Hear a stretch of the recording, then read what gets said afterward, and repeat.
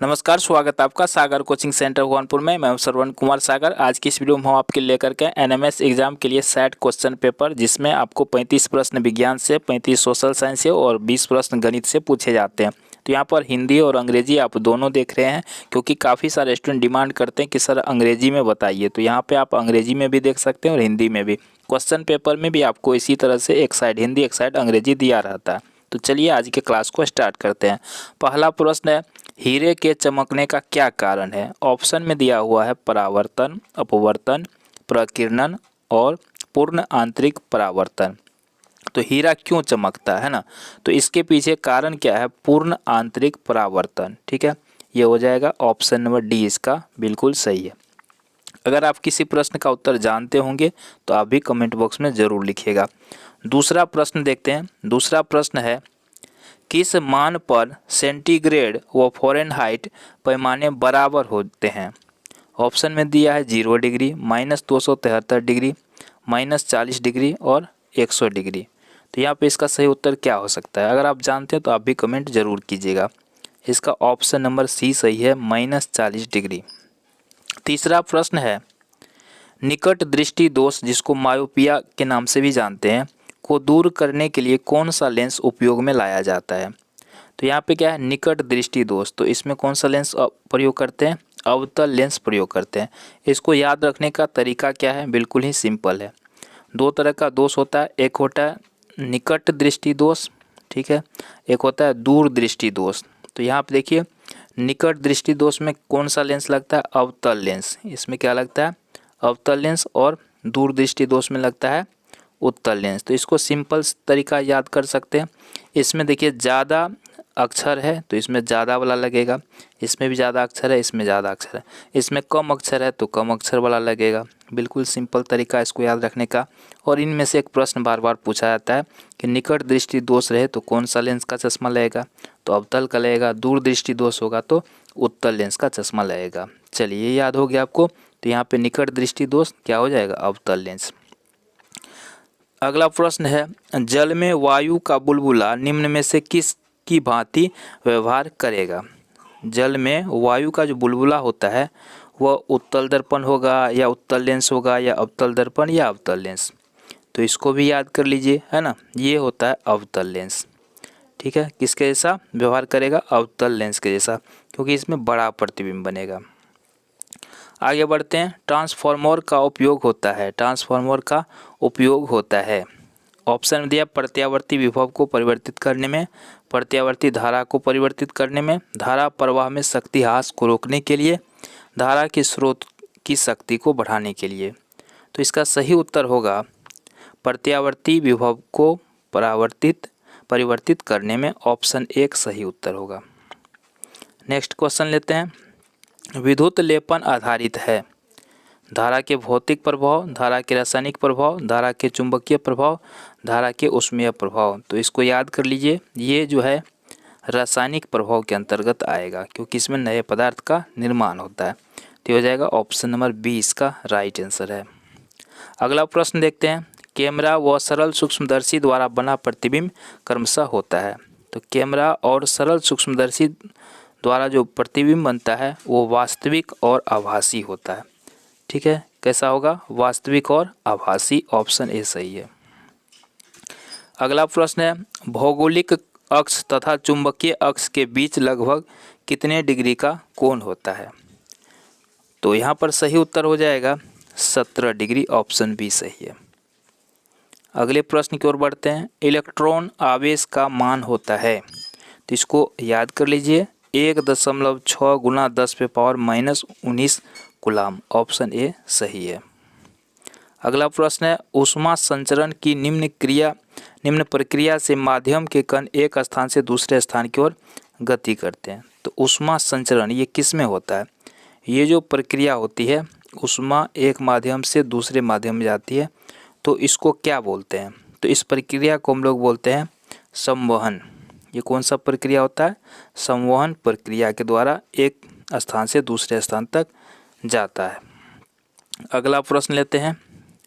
गोलीय दर्पण की फोकस दूरी तथा वक्रता त्रिज्या के बीच संबंध होता है। तो इसका जो संबंध है R = 2F ये सूत्र है, आप याद रख सकते हैं इसको। विद्युत आवेशों संबंधी कूलाम का नियम बताता है कि इनके मध्य लगने वाला बल आकर्षण प्रकृति का होगा यदि क्या होगा, ऑप्शन सी इसका सही है, Q1 बराबर Q2 से बड़ा होगा 0। अगला प्रश्न लेते हैं रासायनिक विज्ञान से। फास्फोरस की परमाणुकता होती है, कितना होता है? अगर आप जानते हैं तो आप भी कमेंट में लिख सकते हैं। ये 4 होता है, ऑप्शन नंबर 1 सही है। क्षारीय ऑक्साइड है, इनमें से क्षारीय ऑक्साइड कौन सा है? तो इसमें देखिए सभी क्षारीय ऑक्साइड है, तो ऑप्शन नंबर डी सही है। अगला प्रश्न देखते हैं।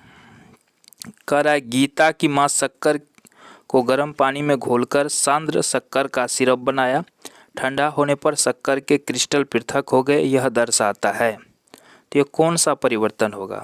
ये भौतिक परिवर्तन उत्क्रमणीय होता है, यानी भौतिक परिवर्तन जो होता है इसमें कोई नया पदार्थ नहीं बनता है, ये क्षणिक परिवर्तन होता है, फिर से वही पदार्थ आ जाता है। जैसे हम गुब्बारा को फुलाते हैं तो ये आकार में बड़ा हो जाता है, लेकिन उसका हवा निकलते हैं फिर से वो अपने आकार में आ जाता है। तो इस तरह का परिवर्तन जिसमें कोई नया पदार्थ नहीं बनता है क्या होता है? भौतिक परिवर्तन। और जिसमें नया पदार्थ बनता है रासायनिक परिवर्तन होता है। अगला प्रश्न है, ईंधन के जलने से उत्पन्न गैस है। अगर कोई ईंधन जलता है तो वहाँ पर कार्बन डाइऑक्साइड गैस उत्पन्न होता है, और किसी चीज़ को जलने के लिए क्या चाहिए? ऑक्सीजन गैस अनिवार्य होता है। अगला प्रश्न है, पीईटी है ना, पीईटी यानी पेट है, ये क्या है? ये जो है पॉलिस्टर का एक नाम है, ये एक फेमस होता है पॉलिस्टर में पेट। कमरे के ताप पर कौन सा द्रव अवस्था में है? तो यहाँ पर द्रव अवस्था में कौन रहता है? मरकरी, जिसको आप पारा भी कहते हैं, है ना। यह एक धातु है लेकिन ये द्रव अवस्था में रहता है। कौन सा, चलिए यहाँ पे कौन सा, यहाँ पे क्या लिखा है सही स्पष्ट नहीं है। रोगाणुनाशक में उपयोगी है, ठीक है। तो यहाँ पे हो जाएगा ये जो है कौन सा इसमें रोगाणुनाशक में उपयोगी है, तो यहाँ पे देख सकते हैं ये हो जाएगा आपका आयोडीन, ठीक है। आयोडीन का उपयोग करते हैं। अगला है, जब तनु HCl व एक पदार्थ X जिसका उपयोग प्रति अम्ल की तरह होता है के संयोग से एक गैस Y जिनका उपयोग अग्निशमन यंत्र में होता है, X व Y की पहचान होगी। तो यहाँ पर हमें ध्यान देना है कि जो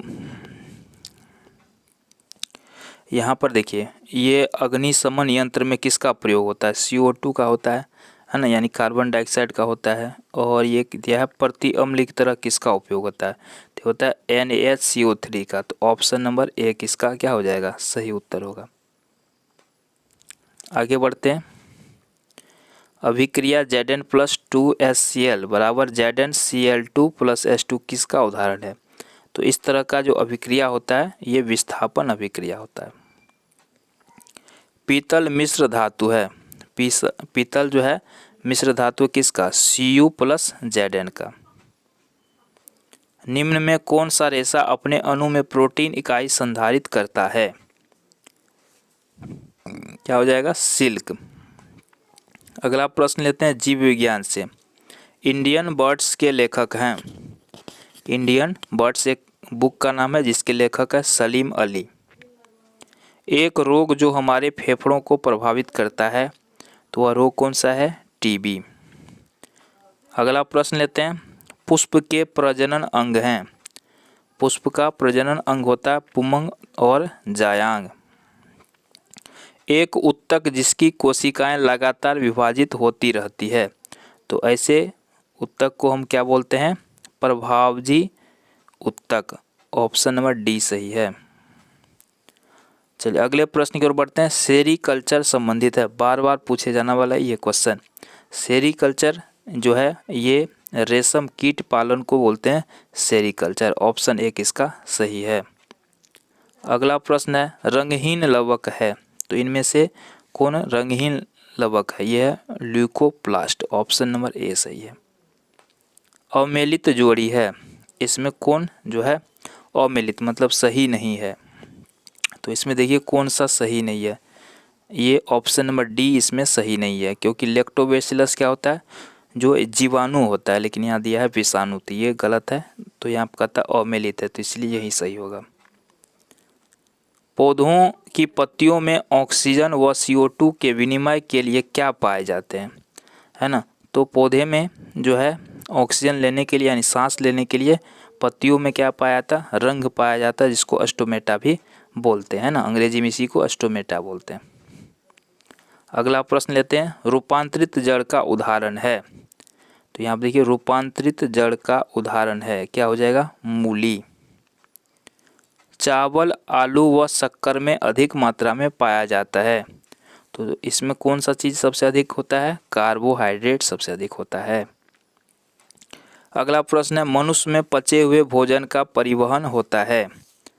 तो पचे हुए भोजन का परिवहन किसके द्वारा होता है, तो ये होता है रक्त के द्वारा। रक्त के माध्यम से जो है पचा हुआ भोजन से जो भी पोषक तत्व बनता है हमारे शरीर के विभिन्न भागों तक पहुंचता है। और साइंस का अगला प्रश्न है, कौन सा जोड़ा अमेलित है, यानी इसमें सही नहीं है, ये बताना है। तो देखिए कौन सा इसमें सही नहीं है, तो ऑप्शन नंबर डी इसमें सही नहीं है, क्योंकि यहाँ देखिए टेस्टोस्टेरोन है, जो हम लोग जानते हैं यह एक पुरुष हार्मोन है, लेकिन यहाँ पे दिया है पादप हार्मोन, जो कि गलत है। और यहाँ पे हमें गलत ही चुनना है, इसीलिए ऑप्शन नंबर डी इसका सही उत्तर होगा। तो आज की वीडियो में हमने आपको साइंस के इम्पोर्टेंट 35 क्वेश्चंस बताए हैं। अगले वीडियो में सोशल साइंस के प्रश्नों को देखेंगे और अगले वीडियो में हम गणित के प्रश्नों को देखेंगे। तो चैनल पर सब्सक्राइब करें, वीडियो को लाइक करें, जो भी सवाल हो कमेंट बॉक्स में ज़रूर लिखिएगा। धन्यवाद।